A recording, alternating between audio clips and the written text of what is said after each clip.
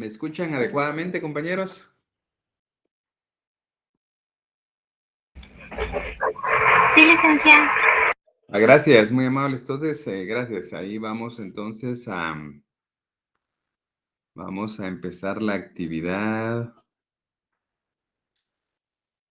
Como siempre, compañeros, vamos a tomar asistencia y se recuerdan que hemos mencionado que la asistencia es solo a un grupo, no a todo el salón, ¿verdad? Por cuestiones del tiempo. Entonces vamos a ir tomando asistencia, compañeros. Vamos a ver. Ana, Hilary, Juliana, Sai Sánchez, ¿está presente?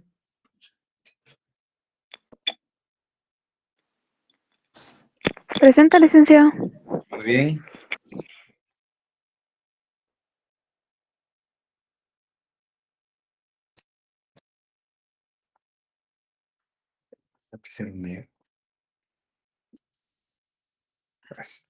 Entonces, muy bien, compañera. Entonces, vamos con José Leonel Noriega Rodas. Buenas tardes, licenciado. Presente. Muy bien, buenas tardes. Vamos con Fernando Salomón López Villatoro. Presente, licenciado. Buenas tardes. Buenas tardes, muy bien. Vamos con Andrea Lucía Cano Barrientos. Presente, licenciado. Muy bien. Emily Alejandra Carrillo Pérez.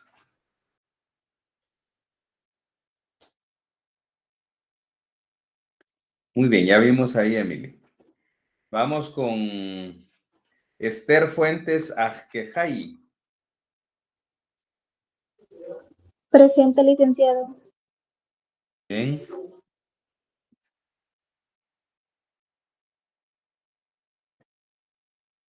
Yulicris María Andrea Vázquez Salgado. Buenas tardes, licenciado. Presente. Muy bien, buenas tardes.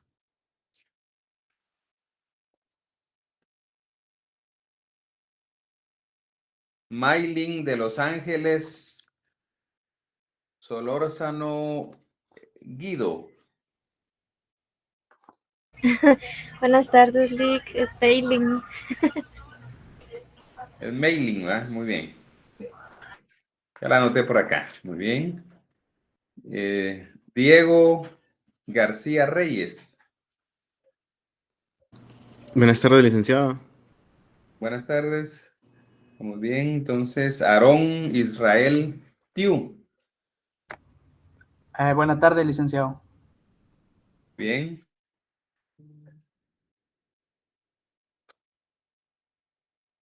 Josué Alejandro Chávez Camey. Presente, licenciado. Bien.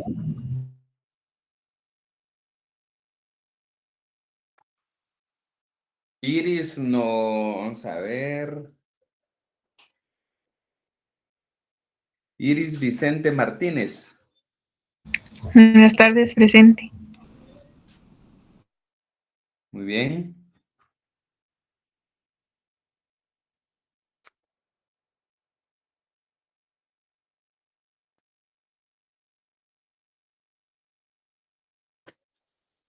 Sharon Waleska Mencos Aguilar. Muy bien. Mayeli Lucero Ramírez Chumil. Presente, licenciado. Bien. Darling Chávez Aguilar. Buenas tardes, licenciado, presente. Buenas tardes. Vamos con Pablo Josué Cowoxuyuk. Presente, licenciado. Muy bien.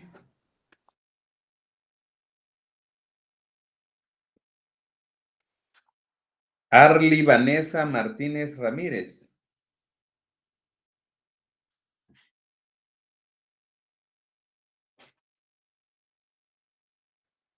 Arly Vanessa Martínez Ramírez.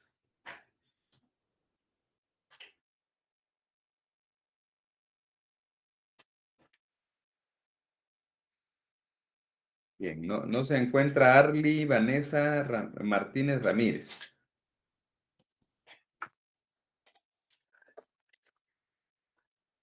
Irwin Ramírez Moyer.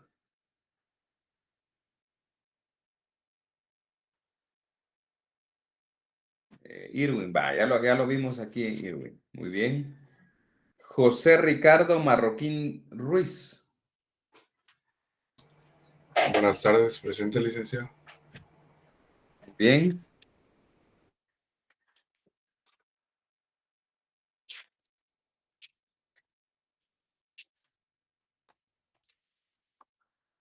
Luis Enrique Alay Marroquín.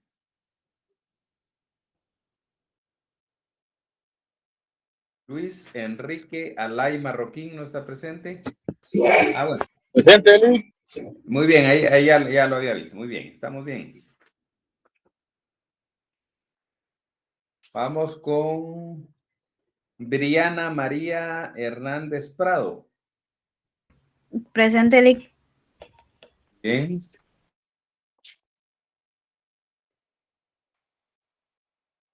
Carlos Humberto García Paz. Carlos Humberto García Paz.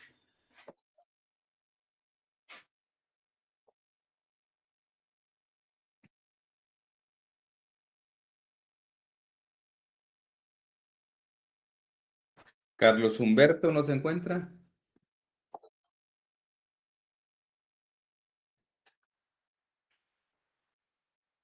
Carlos Humberto García Paz no está presente.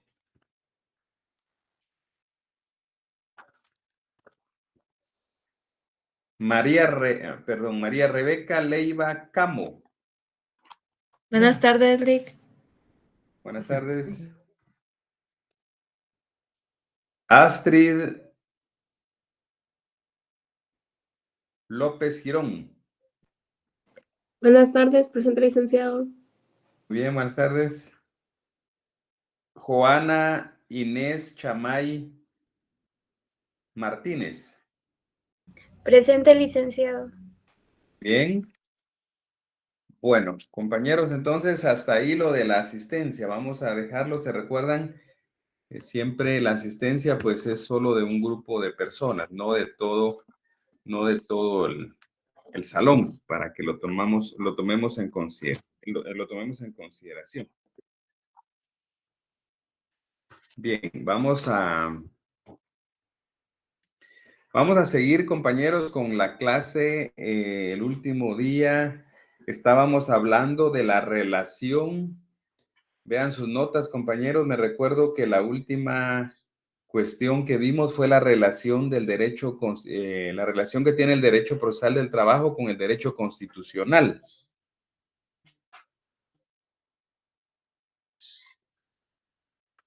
En eso estamos, compañeros, ¿me confirman?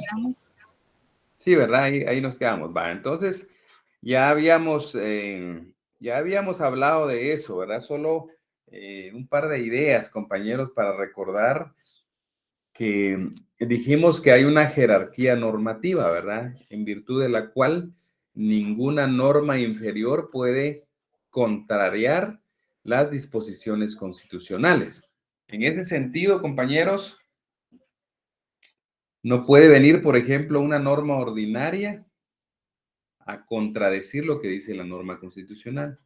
Sin embargo, dijimos, compañeros, que esa jerarquía normativa se inobserva en materia laboral, ¿verdad? ¿Y cuándo se va a inobservar? Cuando la norma sea más favorable. Se recuerdan que vimos las 3 reglas de la tutelaridad. Una de ellas, pues, el indubio pro operario, la norma más favorable y la condición más beneficiosa. De esto, de la norma más favorable, esa regla se aplica en estos casos en materia laboral cuando se aplica una norma inferior que sea más favorable para los intereses de los trabajadores. Y se recuerdan que pusimos un ejemplo. Yo les decía que en una institución que les he redactado contratos de trabajo, pues en esos contratos se indica, en el propio contrato, en una de sus cláusulas se indica el tema de las vacaciones.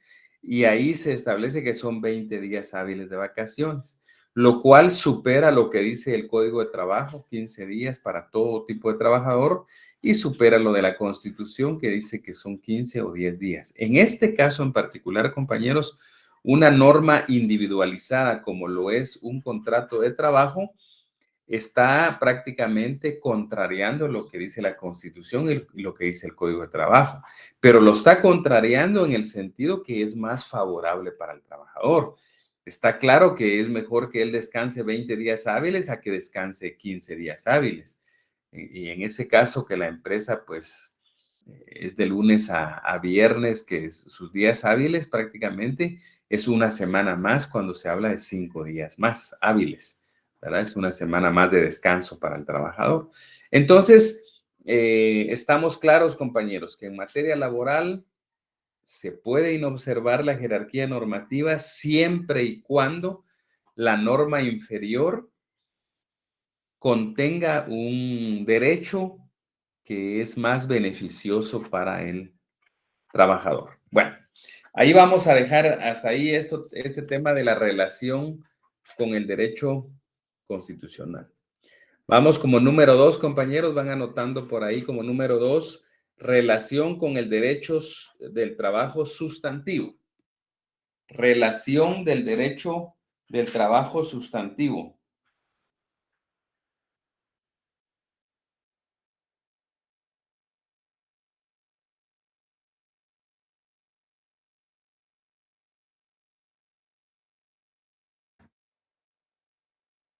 Bien.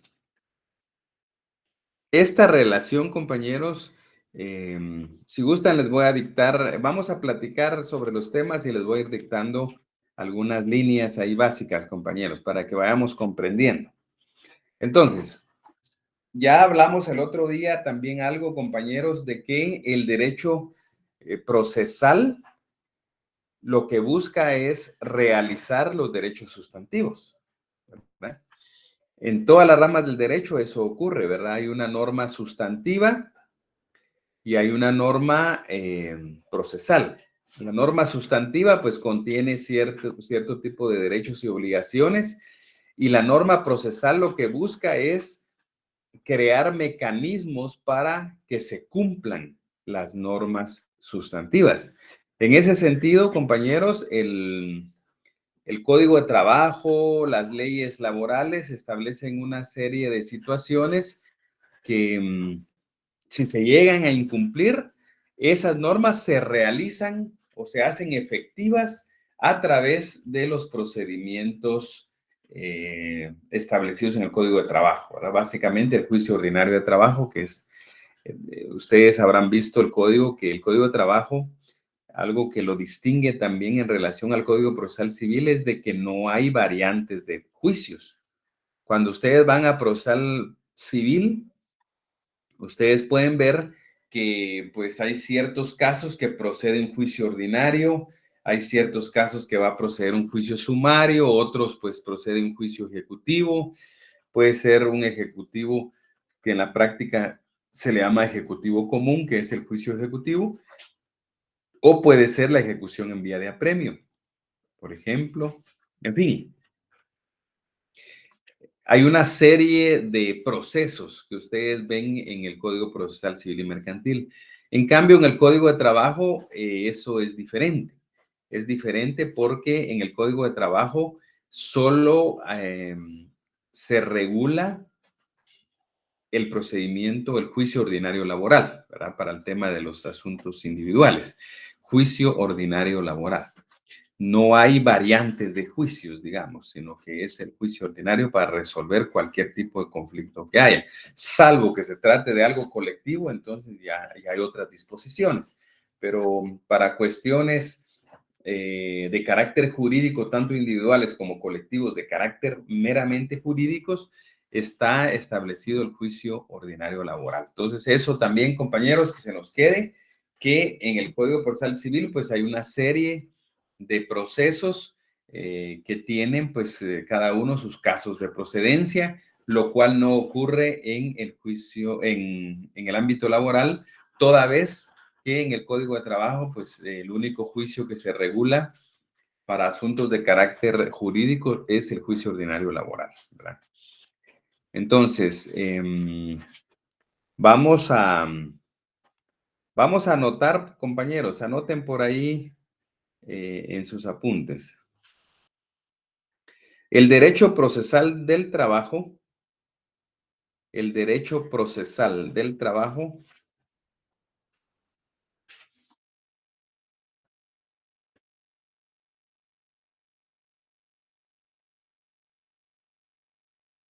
se encarga de hacer realidad. El derecho procesal del trabajo se encarga de hacer realidad o hacer efectivos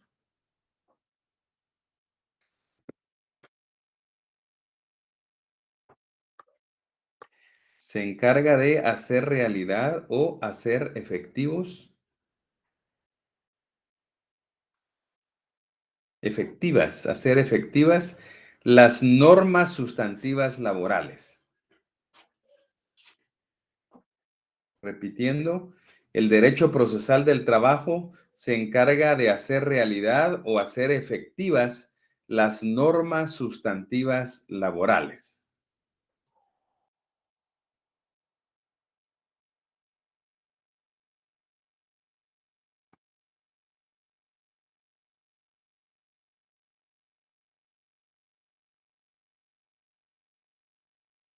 Y ahí podemos poner también, compañeros, el quinto considerando E. Quinto considerando E del Código de Trabajo. Ese considerando es el que dice que el derecho del trabajo es una rama del derecho público, por lo que al ocurrir su aplicación, el interés privado debe ceder ante el interés social o colectivo. Es decir, que ahí, compañeros, aparece el término aplicación. Dice, al ocurrir su aplicación, la aplicación del derecho del trabajo sustantivo. Entonces, se está refiriendo a la rama esta que estamos platicando, que sería el derecho procesal del trabajo. Muy bien. Entonces, vamos a pasar a otra relación, compañeros. Anoten ahí como subtítulo, relación con el derecho procesal civil.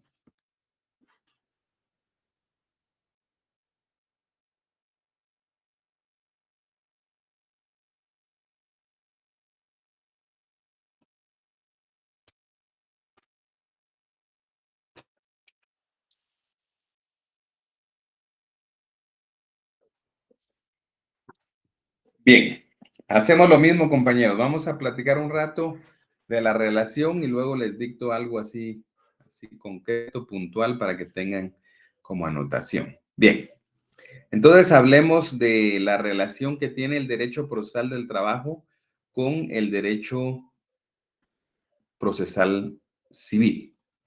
Bien. Básicamente, compañeros, la relación que hay entre el derecho procesal del trabajo con el derecho procesal civil se basa en la supletoriedad, ¿verdad? En ese tema de la supletoriedad se basa esta relación, porque en la supletoriedad legalmente se considera una figura en virtud de la cual la aplicación de una norma jurídica para suplir una situación no regulada. Es decir, en otras palabras, si en el Código de Trabajo no hay una regulación sobre algo específico que se necesite resolver en materia procesal, entonces se aplica supletoriamente el Código Procesal Civil y Mercantil, ¿verdad? Entonces la supletoriedad consiste en que una norma jurídica de un cierto cuerpo normativo, en este caso de procesal civil, puede utilizarse o aplicarse para resolver una situación que no está regulada en el Código de Trabajo, ¿verdad? Y para esto, pues hay muchos ejemplos que usamos nosotros en materia procesal civil. Por ejemplo, un ejemplo clásico puede ser el ocurso de hecho. Vean, cuando en materia laboral se interpone el recurso de apelación, dice el Código de Trabajo que son 3 días para interponer la apelación. Se interpone la apelación. Pero la apelación se interpone siempre ante el juez que dictó la sentencia que se está apelando, es decir, ante el juez de primera instancia de trabajo. Ante él se interpone la apelación. Pero, ¿qué pasa si, por ejemplo, el juez de trabajo de mala fe pudiera resolver que no admite para su trámite o rechaza la apelación? Y yo, como usuario del sistema de justicia, estoy convencido que sí es procedente el recurso, ¿verdad? Entonces, en ese caso, si yo estoy convencido y el juez de primera instancia me rechazó la apelación, no la admitió para su trámite, entonces puedo ir a través de un ocurso de hecho, puedo ir a plantear esa figura ante una sala. Es decir, presento la apelación ante el juzgado de primera instancia. No la admite para su trámite y me notifica que no la admitió para su trámite. Entonces, ¿qué ocurre? Yo puedo, si estoy convencido de que sí es procedente la apelación, yo puedo ir a plantear el ocurso de hecho ante la sala de apelaciones. Esa regulación, compañeros, está, si alguien nos puede leer, el 611 y 612 del Código Procesal Civil y Mercantil. ¿Alguien lo tiene por ahí a mano? Código Procesal Civil y Mercantil 611, 612.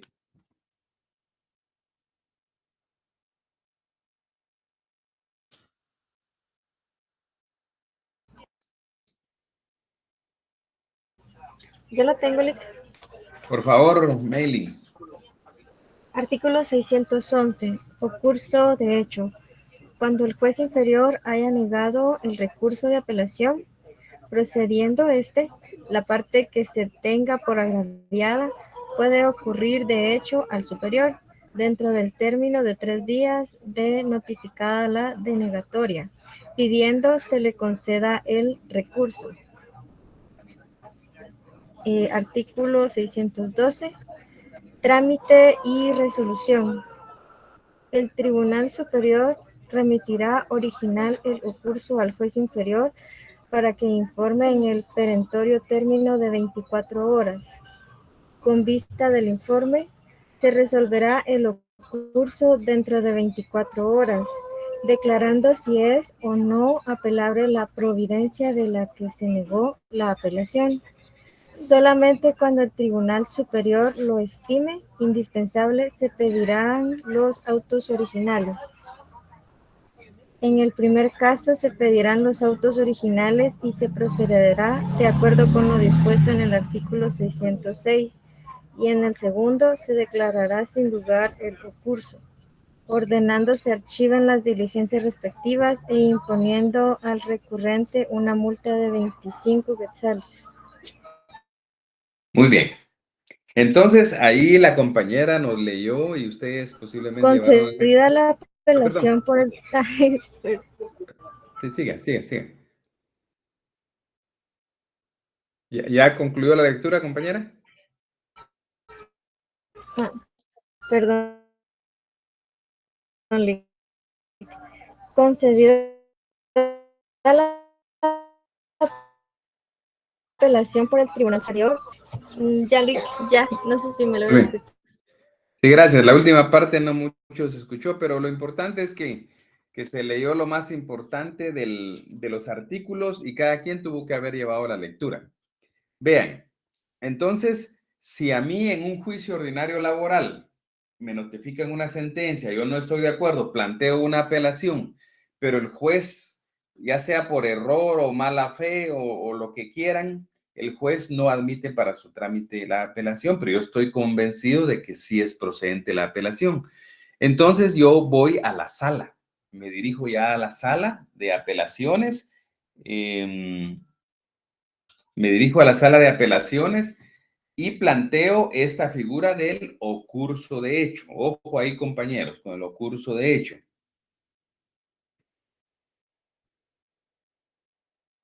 Entonces, en ese sentido, compañeros, se plantea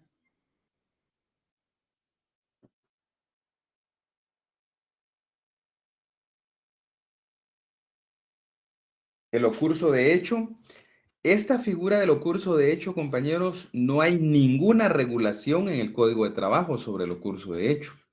Esto quiere decir que esta figura se aplica en el proceso laboral por supletoriedad. Ahí aparece esta relación que estamos hablando, que la relación del derecho procesal del trabajo y el derecho procesal civil, hay una relación de supletoriedad. Y un ejemplo clásico es el ocurso de hecho. El ocurso de hecho, en ningún artículo del Código de Trabajo se indica esta figura del ocurso de hecho, no está regulada en materia laboral. Entonces vamos al procesal civil y el procesal civil en el 611 y 612 que leyó la compañera nos dice el procedimiento, ¿verdad? Se presenta ante ellos siempre en 3 días ante la sala pues pide un informe y con base en ese informe pues emite una resolución y la sala decide si es apelable o no es apelable. En el caso de ser apelable, pues entonces se inicia la apelación, el trámite de apelación ante la sala jurisdiccional. Otra figura, compañeros, que también se aplica por supletoriedad es el tema de la confesión judicial. La confesión judicial en materia laboral es un medio de prueba y ese medio de prueba de la confesión judicial está pues poco regulada esa sí la menciona en nuestro Código de Trabajo, pero de una manera muy corta, digamos, la regulación es muy escueta y tenemos que acudir al Código Procesal Civil y Mercantil para poder resolver el tema de la prueba de confesión judicial. En ese sentido, compañeros, veamos el artículo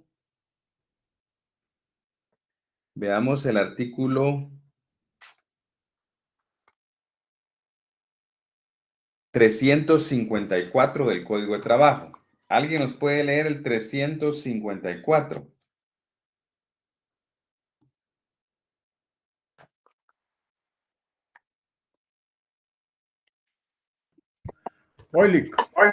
Va, por favor. Cuando se proponga por el actor la prueba de confesión judicial, el juez la fijará para la primera audiencia y el absolvente será citado bajo apercibimiento de ser declarado confeso en su rebeldía. Pero si fuere el demandado el que propone dicha prueba, el juez dispondrá su evacuación en la audiencia más inmediata que señale para la recepción de pruebas del juicio, citándose al absolvente bajo percibimiento de ser declarado confeso en su rebeldía. De igual forma se procederá para el reconocimiento de documentos. Cuando la confesión judicial se haga en forma expresa en la secuela del juicio, podrá procederse por la vía ejecutiva en cuanto a lo confesado si así se pidiere, lo que se hará constar sin que el juez deba dictar sentencia al respecto y el juicio continuará en cuanto a las reclamaciones no aceptadas. Muy bien, gracias, compañero. Entonces, efectivamente, ustedes pueden observar, compañeros, en ese artículo En ese artículo se contemplan dos medios de prueba. Se refiere más a uno que al otro, pero sí, al principio dice, cuando el actor proponga, cuando se proponga por el actor la prueba de confesión judicial, la subrayen ahí, compañeros. Confesión judicial, ese es un medio de prueba, ¿verdad? Cuando el actor lo ofrezca o lo proponga en la confesión judicial, pues se da cierta circunstancia, y si es la otra parte, si es el demandado, pues también se le da un tratamiento determinado. A eso se refiere el 354, a la confesión judicial. También habla del reconocimiento de documentos en el tercer párrafo, en un párrafo corto de un renglón que hay ahí. Y luego en el siguiente párrafo vuelve a hablar de la confesión judicial. Pero si ustedes se dan cuenta, compañeros, aquí solo un artículo hace alusión a la confesión judicial. Y solo dice que si el actor lo propone, que entonces en la primera audiencia debe ser recibido. Y si fuera el demandado, entonces en la audiencia inmediata siguiente. Y si se hace confesión judicial en la secuela del juicio, pues se puede ir a la vía ejecutiva sin que dicte sentencia, solo eso. Pero la prueba de confesión judicial, compañeros, hay una serie de situaciones que no están reguladas ahí. Por ejemplo, ¿cuándo se presenta el pliego de posiciones, ¿verdad? Las preguntas que se le van a dirigir al absolvente, por ejemplo? ¿Cómo se presenta? Es otra duda. Si es verbal, si es por escrito, ¿cómo? Es otra incógnita. ¿Qué requisitos deben cumplir las preguntas para poder ser admitidas y dirigidas al absolvente? No lo dice. Todo esto, compañeros, que estamos hablando, aparece en el Código Procesal Civil y Mercantil, ¿verdad? Entonces, del Código de Trabajo acabamos de leer y mencionar, para los que andan anotando, 354, el Código de Trabajo. Y sí, Raúl, dígame.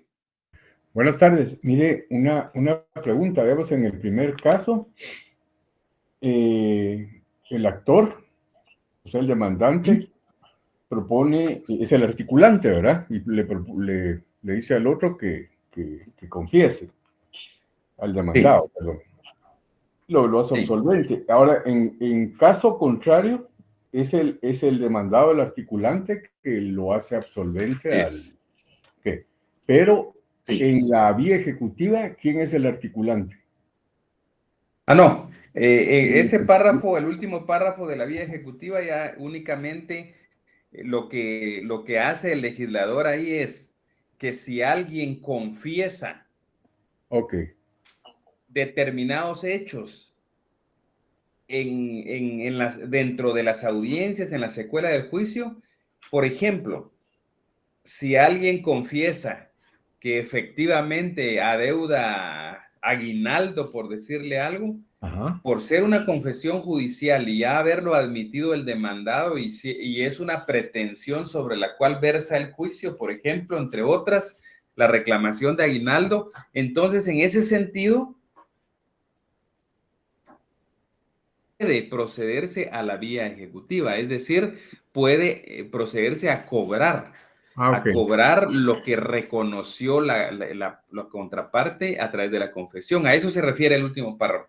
Pero en lo primero sí tiene usted toda la razón. Sí, ahí para los compañeros, repitiendo, como lo mencionó el compañero Raúl, hay dos sujetos en la confesión judicial, que es el articulante y el absolvente.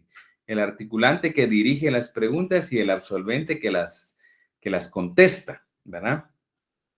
A eso se refiere. Pero vamos a hablar entonces de la supletoriedad, ¿verdad? De la supletoriedad en este caso.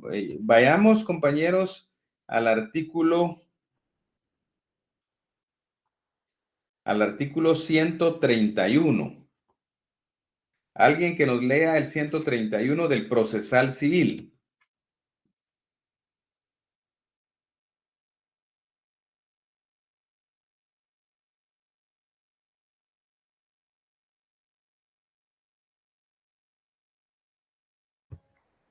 Yo tengo el código aquí, licenciado, pero no sé si... Va, por favor, lea ahí el 131.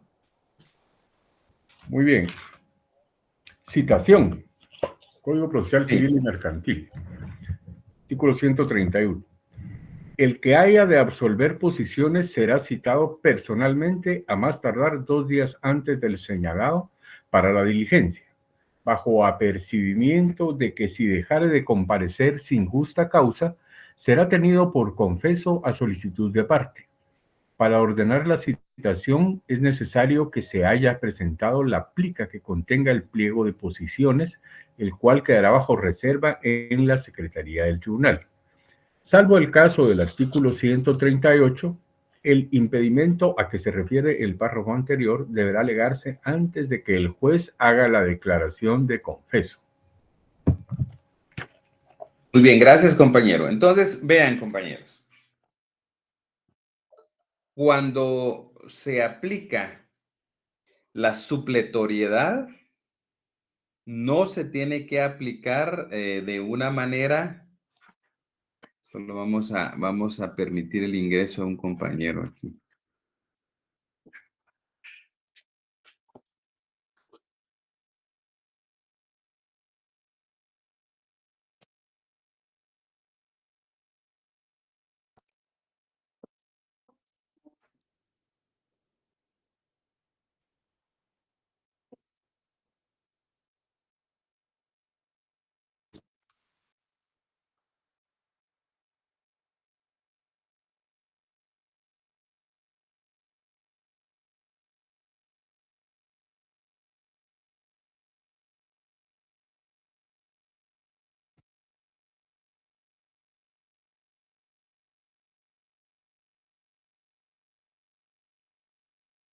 Bien, entonces, no sé qué pasa, que no puedo admitir a un compañero que quiere ingresar. Bueno, con el sistema no lo está permitiendo.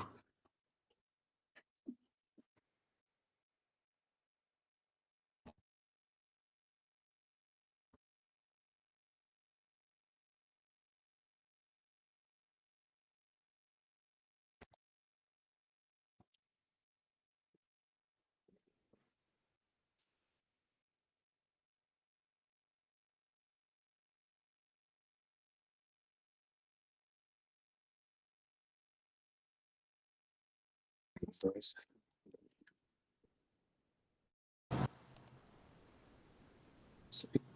solo voy a ver, hay un problemita técnico aquí, compañeros. Permítanme un segundo.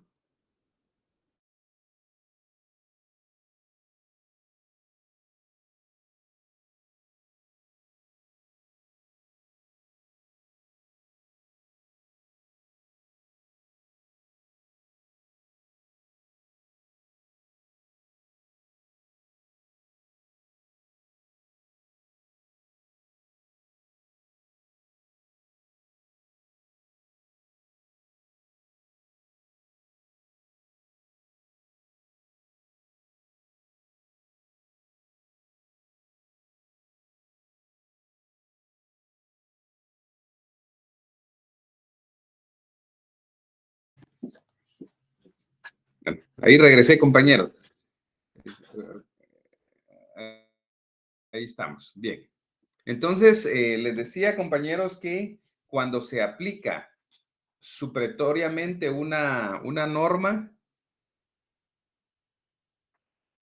permítanme, vamos a ver.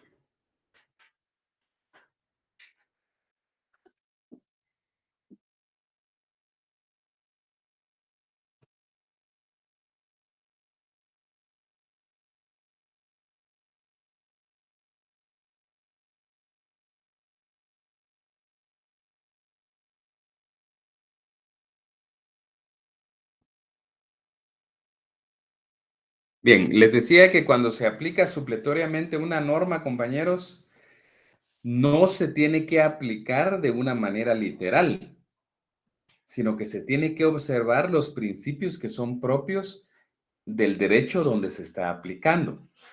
En otras palabras, este artículo 131 que nos leyó el compañero no se tiene que aplicar en su totalidad y de una manera literal a la situación del derecho del trabajo. que no está regulada. ¿Por qué razón?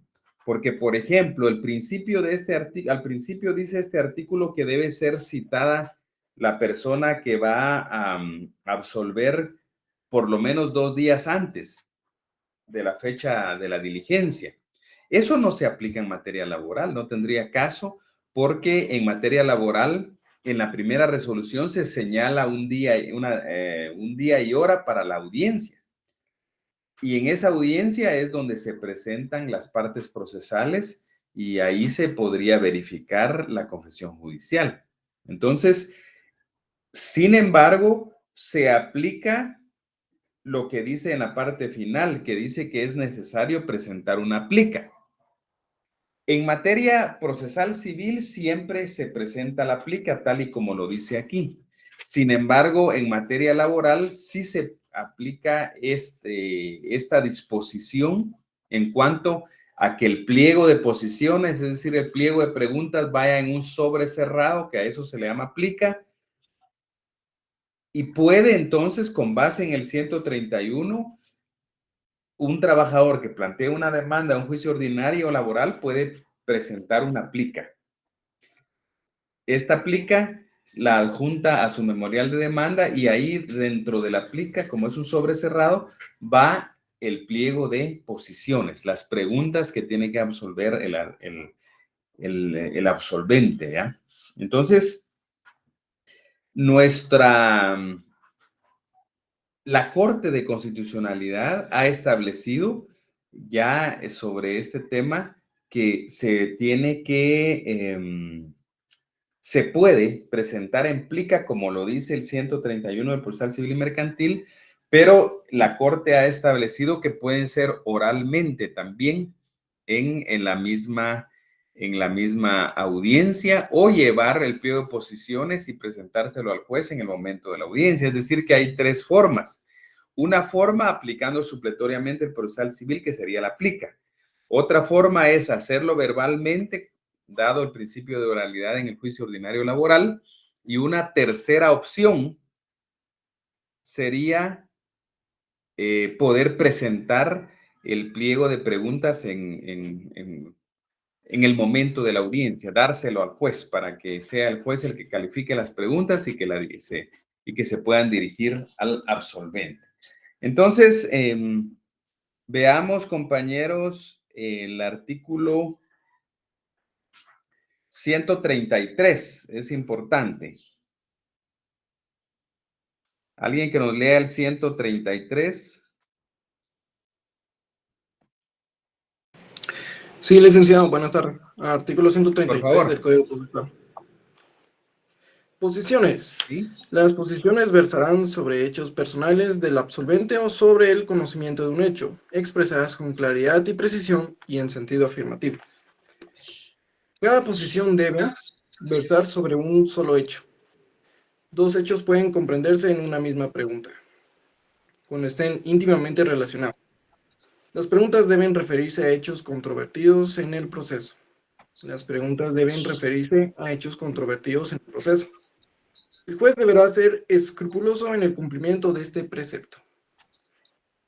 Muy bien, gracias, compañero. Entonces, ¿qué tenemos ahí, compañeros, en el 133? Anótenlo por ahí, compañeros. En el 133 tenemos los requisitos que deben observarse para redactar las posiciones.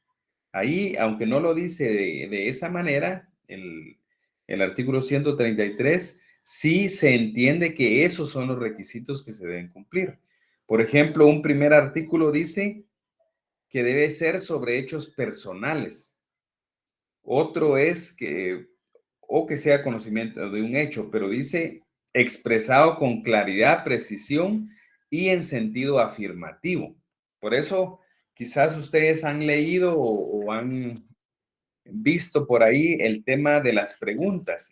El pliego de posiciones, compañeros, se redacta en sentido afirmativo. Por eso es de que siempre empiezan, diga si es cierto que tal cosa, ¿verdad? Diga si es cierto, diga si es cierto. ¿Por qué se redacta así? ¿Por qué diga si es cierto? porque debe ser en sentido afirmativo. No se permite que sea en sentido negativo. Si alguien, por ejemplo, lo hace en sentido negativo, lo que va a pasar es que el juez va al calificar la posición, la va a rechazar, la va a descalificar por no cumplir con los requisitos de ley. También ahí dice que la posición debe versar sobre un solo hecho, básicamente, y si puede ser con otro hecho, pero tienen que estar íntimamente relacionados, ¿verdad? Entonces, en otras palabras, se tiene que preguntar solo una cosa, ¿verdad? No puede ser una pregunta de varias cosas, ¿verdad?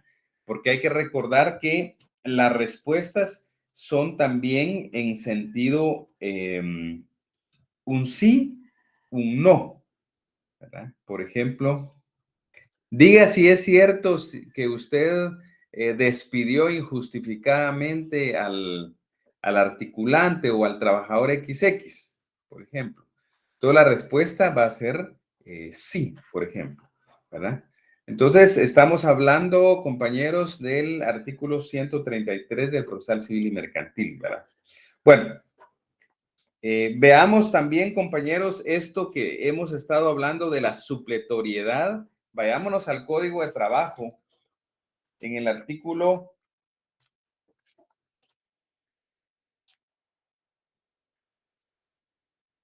326.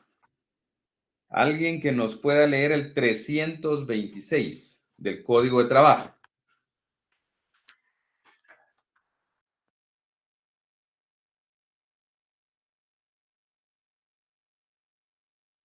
Leámoslo, compañeros, 326.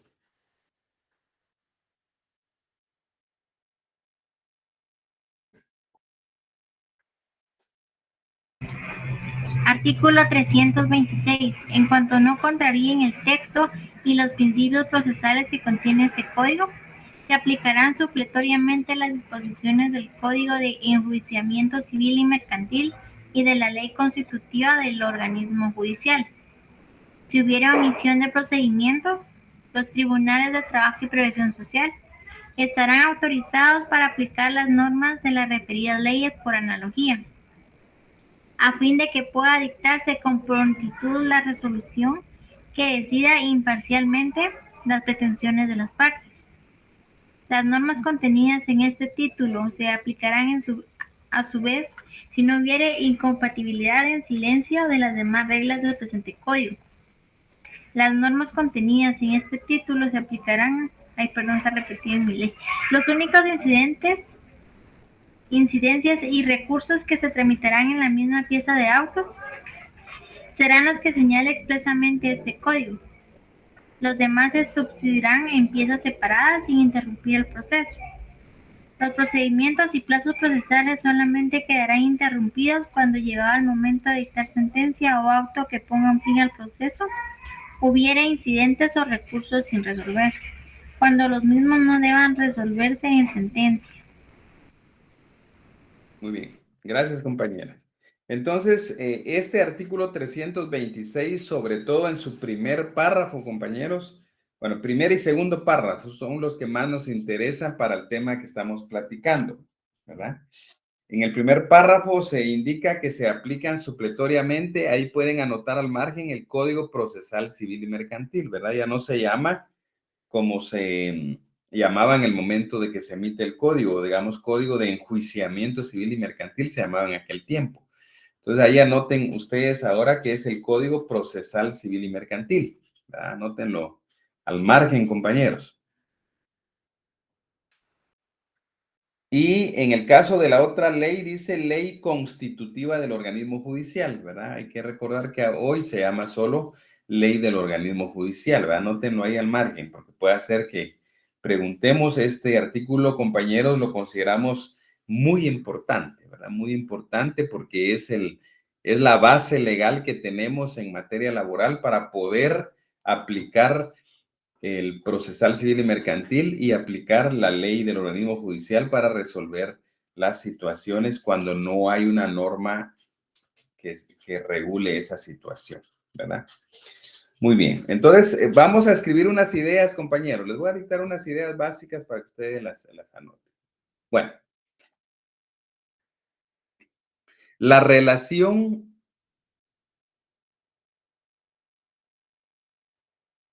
del derecho procesal del trabajo, la relación del derecho procesal del trabajo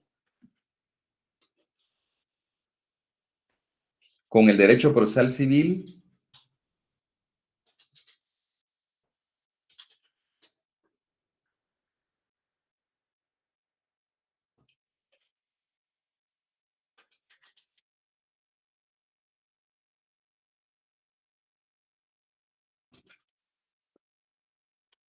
se basa en la supletoriedad.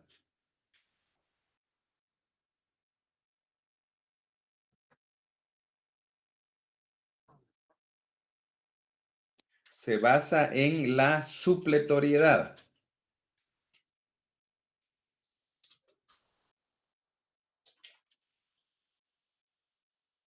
del Código Procesal Civil y Mercantil, la supletoriedad del Código Procesal Civil y Mercantil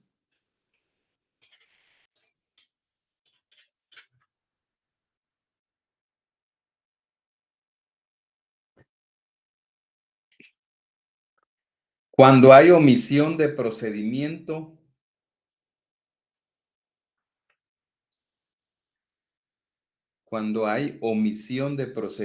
en el Código de Trabajo.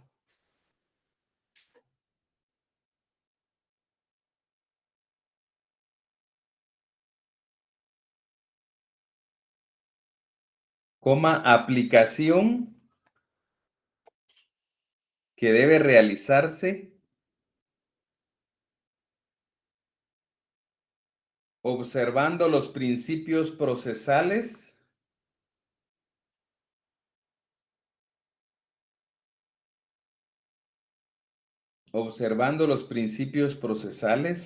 laborales.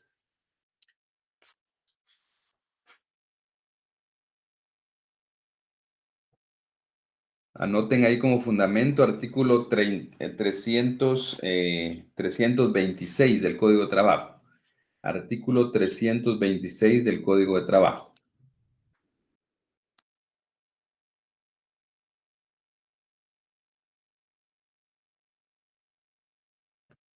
Anotemos, compañeros, un concepto de lo que es supletoriedad. Pongan ahí supletoriedad, 2 puntos. Consiste en la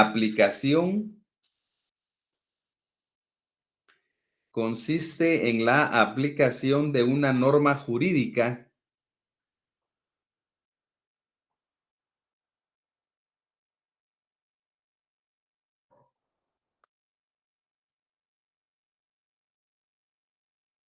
para suplir la falta de otra norma,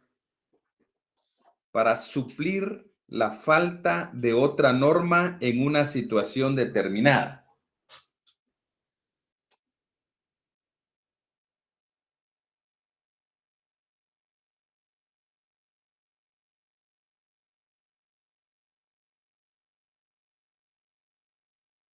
Bien. Ahora, en el artículo 326, compañeros, se alude a la analogía. Anotemos algo sobre la analogía. 2 puntos.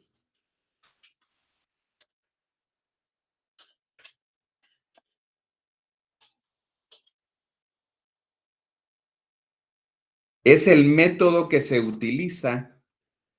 Analogía es el método que se utiliza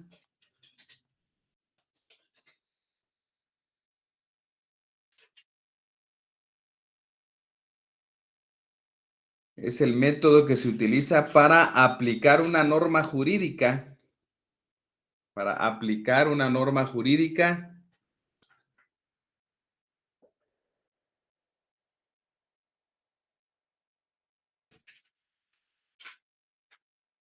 A situaciones no contempladas en ella.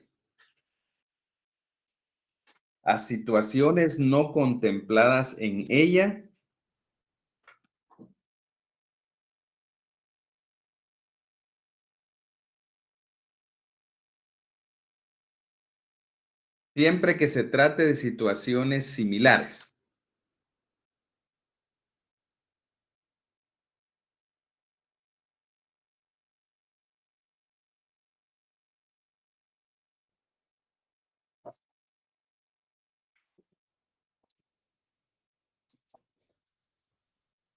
Punto. Como ejemplo de supletoriedad,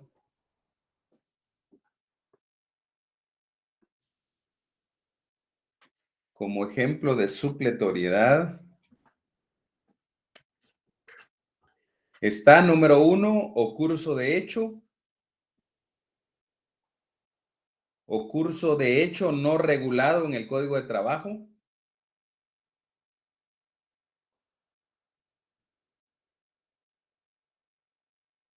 Y se aplica supletoriamente los artículos 611 y 612 del Código Procesal Civil y Mercantil. Y se aplica supletoriamente los artículos 611 y 612 del Código Procesal Civil y Mercantil.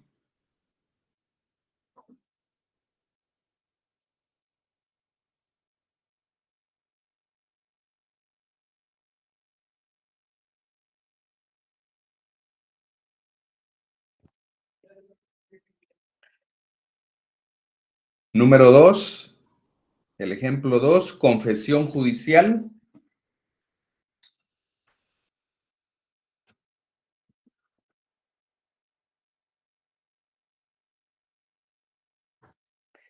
Confesión judicial.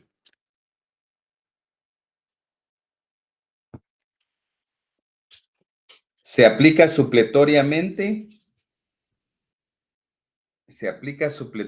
el artículo 131 del Código Procesal Civil y Mercantil.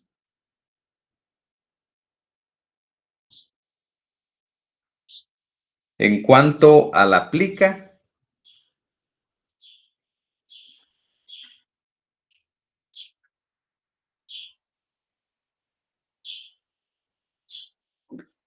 y el artículo 133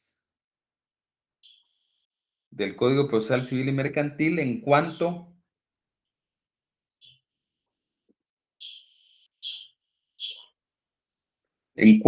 a los requisitos de las posiciones. En cuanto a los requisitos de las posiciones.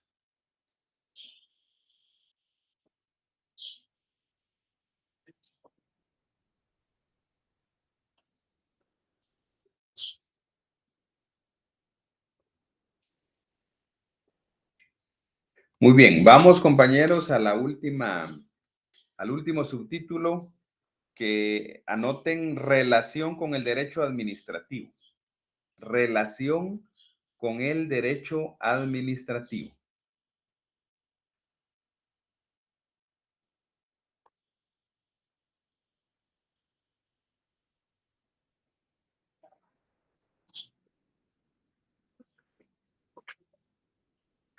Bueno, ya nos quedan pocos minutos. Solo vamos a platicar algo, compañeros, y vamos a retomar esto en el siguiente día de clases, ¿verdad? Pero quiero ya adelantarles algo. Siempre vamos a dictar unas ideas básicas al final.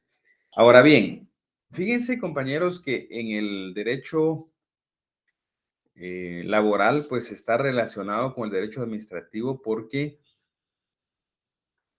ustedes saben que, y el Código de Trabajo lo establece, que la Inspección General de Trabajo, que es una dependencia del Ministerio de Trabajo y Previsión Social, la Inspección General de Trabajo se encarga de intervenir en la solución de muchos conflictos, ya sea individuales o colectivos.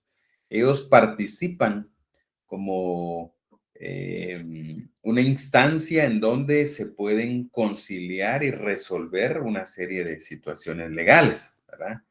Entonces, por ejemplo, un trabajador que fue despedido primero puede, si él así lo quiere, denunciar el reclamo de prestaciones laborales ante la Inspección General de Trabajo para que sea la inspección la que administrativamente trate de resolver el conflicto. Y por eso es de que se cita a los patronos a la sede de la inspección para que sea a través del inspector encargado del caso poder resolver la situación que se está dando, sin necesidad de ir a un juicio, ¿verdad? Es decir, resolverlo de manera administrativa. Incluso las actas que se redacten, pues constituyen medios de prueba que pueden presentarse en un juicio ordinario de trabajo, ¿verdad? Y si se llegara a un acuerdo o un convenio ante la inspección, pues ese convenio se puede documentar y hacer valer posteriormente con su carácter de título ejecutivo. También, compañeros, en materia administrativa, al igual que en materia judicial, pues existe el tema de los recursos, ¿va? El recurso de revocatoria y el recurso de reposición son recursos que están regulados para poder interponerse en contra de las decisiones administrativas que se tomen, ¿verdad? Y que el administrado no esté de acuerdo. Bien, entonces aquí nos vamos a quedar, compañeros. Vamos a seguir platicando el próximo día, el miércoles, ¿verdad? Pasen feliz tarde, compañeros. Buenas tardes, Lic. Feliz tarde, Feliz tarde, licenciado. licenciado. Igualmente, cuídense. Feliz tarde, licenciado. Feliz tarde. Igualmente. Feliz tarde.